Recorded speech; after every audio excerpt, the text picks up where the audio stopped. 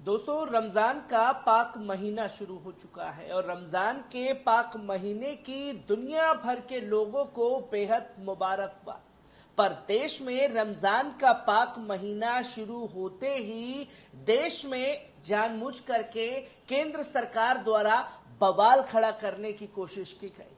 ठीक पहले रोजे से एक दिन पहले ये ऐलान किया जाता है कि देश में सीए लागू हो जाता है। जहां 4 साल का लंबा इंतजार चल रहा था, कैसे देश के तमाम बुद्धिजीवी सड़कों पर उतरे और कितने लोगों को इसके चलते जेल की सलाखों के पीछे डाल दिया गया, और ये बताने की एक खुले तौर पर मैसेज है कि सीए लागू हो चुका है, जिसमें गैर मुस्लिमों को तो जगह दी जाएगी, जिसमें हिंदू भी होंगे, जैन भी होंगे, बुद्धिस्ट भी होंगे, ईसाई भी होंगे, सबको जगह मिलेगी, पर मुस्लिम जो है उसमें शामिल नहीं है, जिसको लेकर के बवाल मचा हुआ था।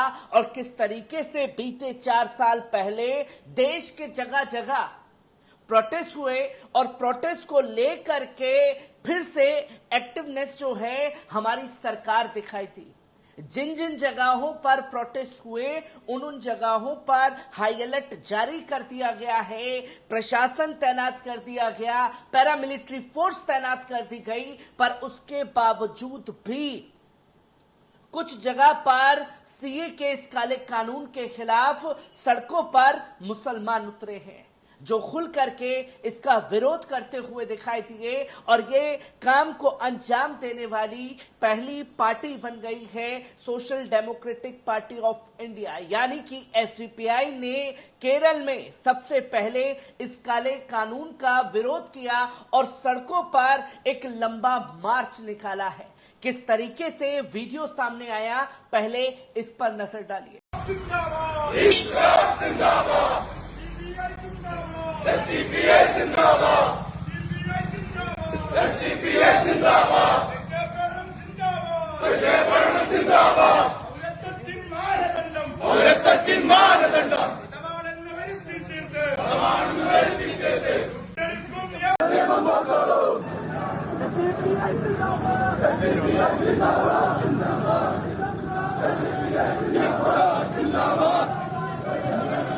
एसडीपीआई जिंदाबाद, एसडीपीआई जिंदाबाद, प्रजा प्रणन जिंदाबाद, प्रजा प्रणन जिंदाबाद, प्रजा प्रणन जिंदाबाद, प्रजा प्रणन जिंदाबाद,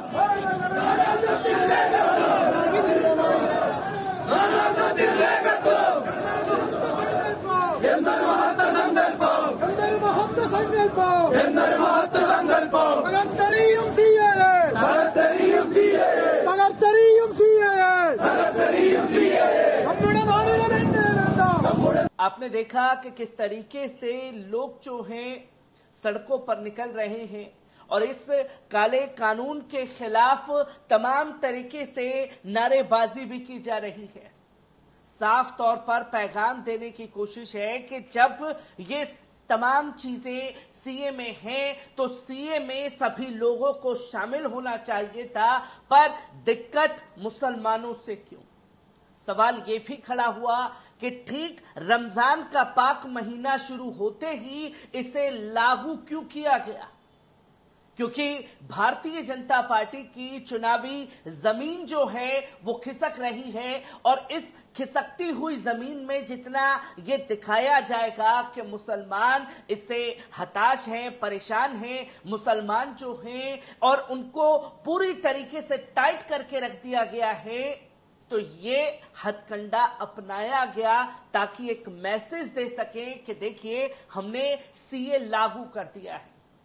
और जब केरल में लोग सड़कों पर निकले हैं तो केरल की सरकार भी खुल करके सीए का विरोध करती हुई दिखाई दे रही है। जहां केंद्र सरकार ने सीए लागू कर दिया, लेकिन केरल और बंगाल में इसे लागू किया जाना काफी मुश्किल भरा काम लग रहा है।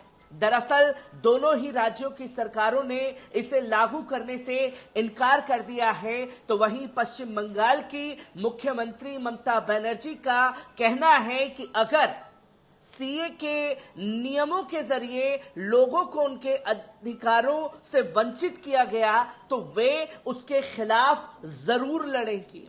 उनका कहना है कि सीए लागू करना चुनाव के लिए बीजेपी प्रचार है और कुछ नहीं है, बल्कि ममता बनर्जी ने लोगों से शांत रहने और अफवाहों से बचने का भी ऐलान किया है, क्योंकि इस मानसिकता को समझना जरूरी है जिसके चलते सीए लागू करने की बात जो है वो की गई है।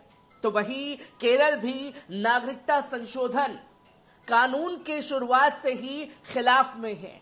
सीएम पिनरई विजयन का कहना है कि उनकी सरकार पहले ही ये कह चुकी है कि वे इस कानून को अपने राज्य में लागू नहीं होने देगी। उन्होंने इसे सांप्रदायिक कानून करार देते हुए कहा कि इसके विरोध में पूरा केरल एकजुट है। मैं साल 2019 में विधानसभा में प्रस्ताव पास कर चुका हूं कि इस काले कानून को रद्द करने की मांग की गई थी। जहां केरल सरकार जो है सबसे पहले इस काले कानून को लेकर के एक मसूदा तैयार करती है और अपनी विधानसभा में इस काले कानून के प्रस्ताव को पूरी तरीके से रद्द करती है। और ये साफ तौर पर केरल सरकार ने करार दिया कि ये सांप्रदायिकता को बढ़ावा देने वाला एक काला कानून है। इस काले कानून के खिलाफ केरल हुकूमत जो है वो खुद ही मैदान में उतरी हुई है और उसने साफ तौर पर इसे लागू करने से इनकार कर दिया, इस प्रस्ताव को ही ठुकरा दिया। तो वहीं केरल में ही लोग सड़कों पर उतर करके social democratic party of India के वो ये मैसेज दे रहे हैं कि इस काले कानून को सिर्फ इसलिए लागू किया जा रहा है ताकि ये दिखाया जा सके कि मुसलमानों को हमने टाइट कर दिया है। जिस काले कानून का विरोध जो है वो तेज भी हो गया है, तो वहीं असम में भी सीए को लेकर के विरोध शुरू हो चुका है। असम में ऑल असम स्टूडेंट यूनियन ने विरोध प्रदर्शन का ऐलान किया है।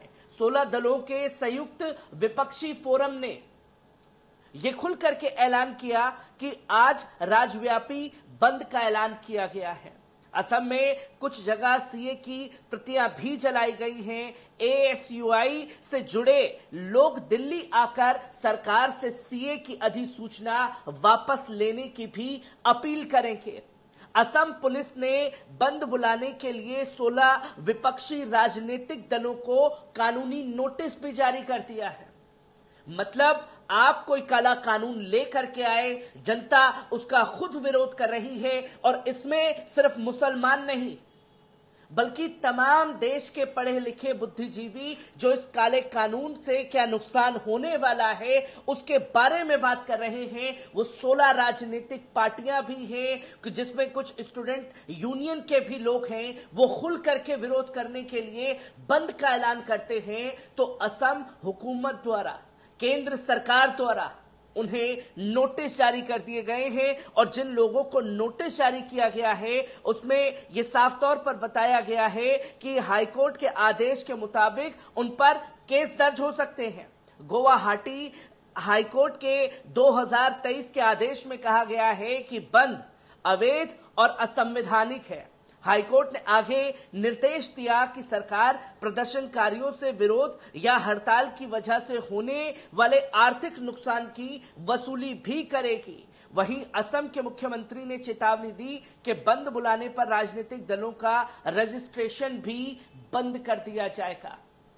और हुकूमत जो है पूरी तरीके से इस काले कानून को लागू करने के बाद खौफजदा हो चुकी है और उस खौफजदा की पहली तस्वीर ही सामने आने लगी कि हाई अलर्ट पूरे देश में लागू कर दिया गया। जहां जहां सीए का प्रोटेस्ट हुआ पर उसके बावजूद भी उस बैरियर को तोड़ते हुए लोग सड़कों पर निकल रहे हैं।